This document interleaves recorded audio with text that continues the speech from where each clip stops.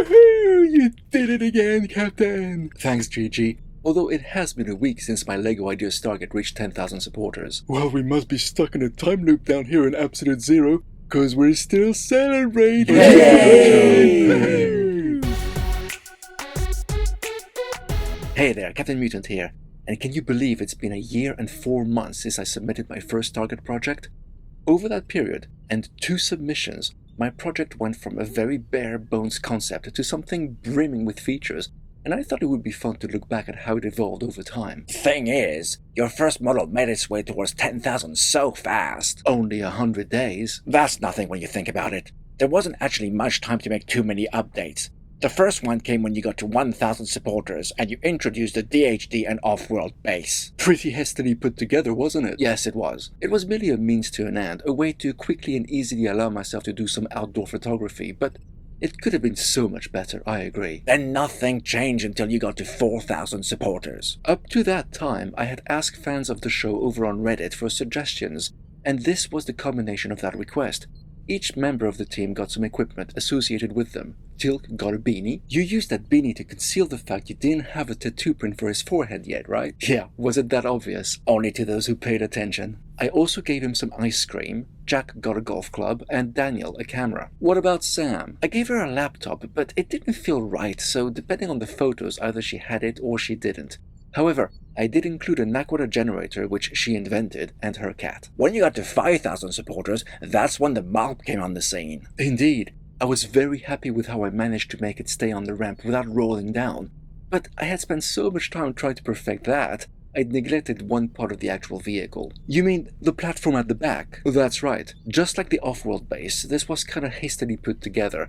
I thought it wasn't perfect, but good enough. The update from 6,000 supporters felt like a filler episode. Yes, I'd have to agree.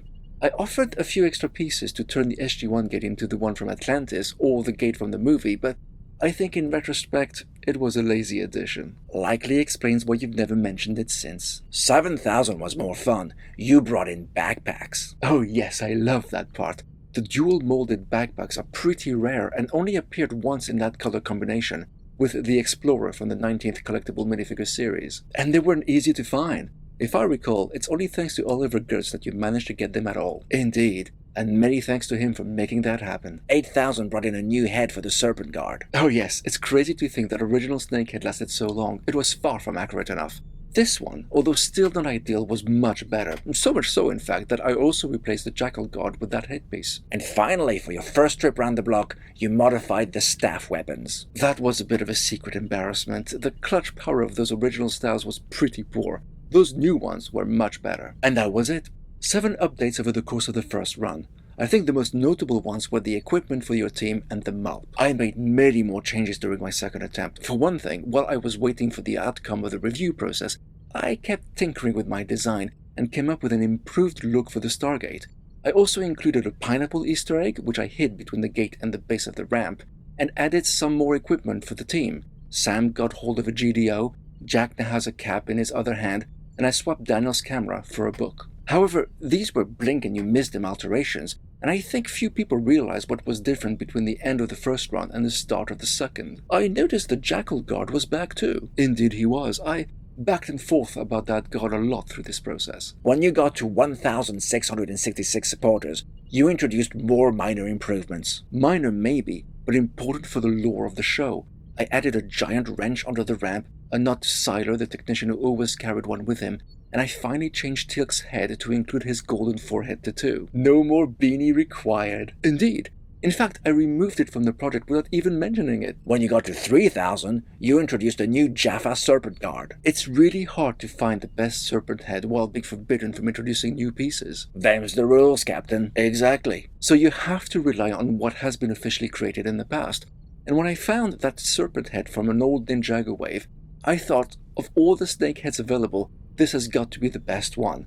So I brought it into my project. Best? Or the goofiest one? What with those huge white fangs? Yeah, true. That's why I digitize them out when I can. And then, you only waited until you got to 3,333 to introduce quite a clever update. I was pretty pleased with that one.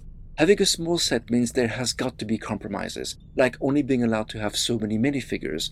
I got around that limit using heads printed on both sides. It's nothing new, LEGO do it all the time themselves to offer different expressions for a minifig. Only this time, I used that technique to represent 2 different characters.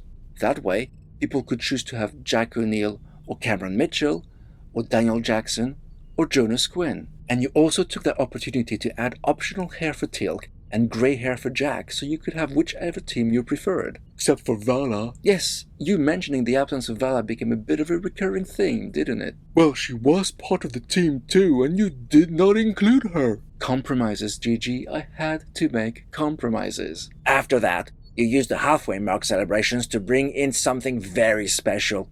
Custom printed tiles. Those were used to represent all 39 glyphs around the gate. I designed them, and minifigs.me were kind enough to print them for me. They look great and give the gate an otherworldly feel. You'd think people would slow down after that, but the updates kept coming and coming. They weren't as big as the last 2, mind, like replacing the old discontinued cat piece with a kitten for Schrödinger when I got to 6,000 supporters. That was a cool addition. I always think the regular cat pieces are just way too big next to minifigs, but the kitten felt just right in terms of scale. Then as you got to 6,666, you totally redesigned the optional DHD. That DHD isn't officially part of the concept, but as I had created one for the first run, I thought I'd go back to it and refine my creation to make it more similar to what the device in the TV show looked like. And I'm really pleased with the results. I like how you used the curved tooth part for the protrusions at the front. Nice one. Yeah, and a nice dome printed part as well. Looks great. Although the part that the dome rests on wasn't your idea, was it? No, it wasn't. That was thanks to Oliver Gertz again. He's definitely a useful chap to know. And then you quickly offered another update when you got to 7,000. This time, tackling the Mulp issue. That one had been bugging me for a while, and I thought I'd try something different. Something simple, not too overly complicated, to give it a platform at the back, which I had omitted to do all those months prior. It did look simple. But you weren't happy with it, were you? No, but I shoved it into the it'll do pile and moved on. Okay, next came a major structural update at the 3/4 mark. I kept wondering about the old discontinued parts I was using for my model.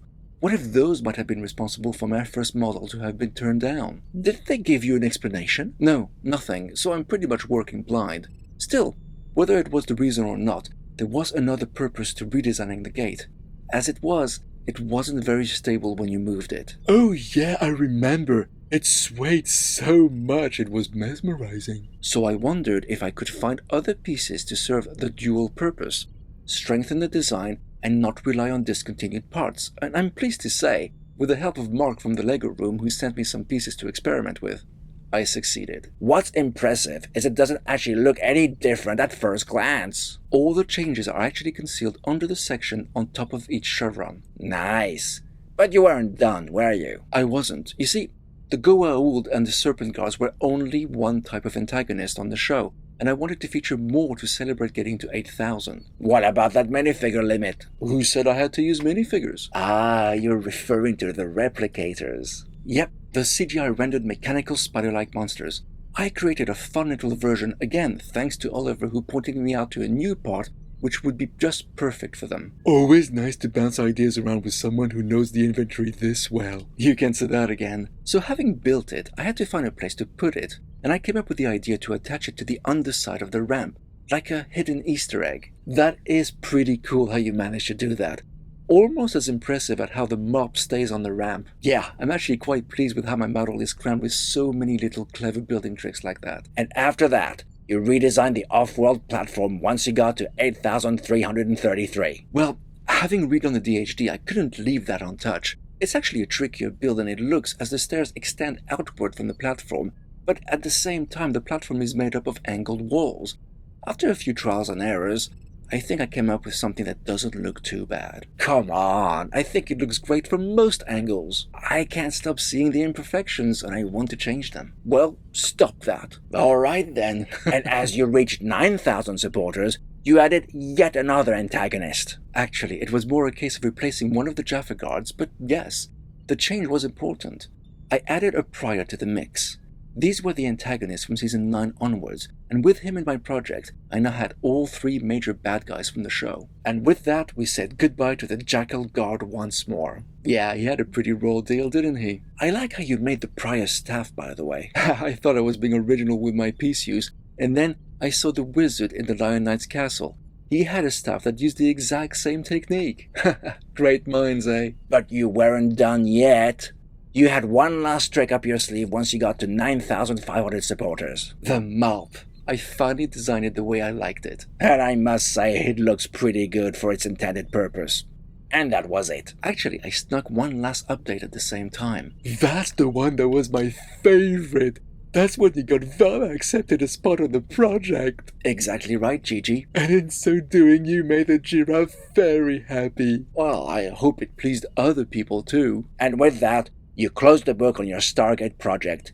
You had 7 updates for the first model, and including the modifications prior to the relaunch, you offered 14 updates with your second run. Even if you were to remove the optional DHD and off-world base, that's still 18 updates from the first start to the second completion. That's a lot of updates. I can't help it. If I see something that needs changing, I feel I have to make the alterations. I think it shows your attention to detail and dedication to your model. And the proof's in the pudding. You got to 10,000 a second time with over 600 days to spare. Thanks, Mouse. And I must say, I'm really happy with how my model looks now. But what about you? Do let me know what you think in the comments, and I'll speak to you next time.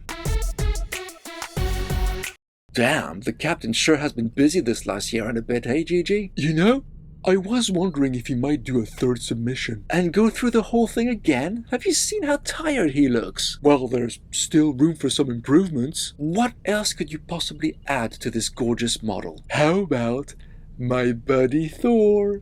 It never ends with you, does it? I like Thor. I thought he was cute. Alright, anyway, can you microwave me a tin of baked beans? I'm feeling peckish. Coming right up. Bist du verrückt? Das ist sehr gefährlich.